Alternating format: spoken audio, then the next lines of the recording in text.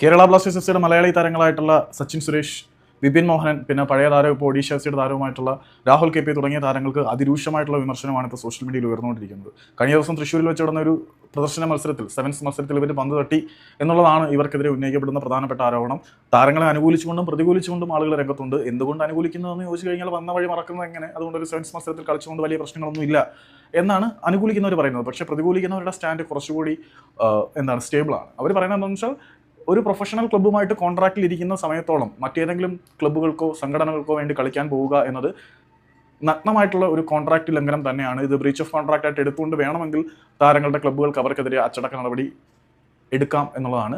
പിന്നെ ഇവരെ ബാൻ ചെയ്യുന്ന അവസ്ഥയിലേക്ക് വരെ കാര്യങ്ങൾ എത്തിക്കാൻ പറ്റുന്ന തരത്തിലുള്ള ഒരു തീരുമാനമാണ്. പിന്നെ സെവൻസ് ഫുട്ബോളിനെ കുറിച്ച് നമ്മുടെ സംസ്ഥാനത്തിൽ ഉയർന്നു കേട്ടിരിക്കുന്ന പ്രധാനപ്പെട്ട വിമർശനങ്ങളും ഇതിൻ്റെ കാരണമാണ്. കാരണം കാളപ്പൂട്ട് പോലെ ചില സെവൻസ് മത്സരങ്ങളിൽ ക്രൂരമായിട്ടുള്ള ഫൗളുകളും കാര്യങ്ങളൊക്കെ ഉണ്ട്. അത് താരങ്ങളുടെ കരിയർ തന്നെ അവസാനിപ്പിക്കുന്ന അവസ്ഥയിലേക്ക് എത്തിയിട്ടുണ്ട്. അങ്ങനെ കരിയർ അവസാനിച്ച പല താരങ്ങളും ഉണ്ട്. പക്ഷേ നല്ല രീതിയിൽ സെവൻസ് മത്സരങ്ങൾ സംഘടിപ്പിക്കപ്പെടുന്നുണ്ട്. ആഷിഖുറിനെ പോലെയും പിന്നെ നമ്മളുടെ അനസ് എടത്തുകയും പോലെയുള്ള താരങ്ങൾ സെവൻസ് ഫുട്ബോളിനെ സപ്പോർട്ട് ചെയ്ത് സംസാരിച്ചെന്നും നമുക്കറിയാം.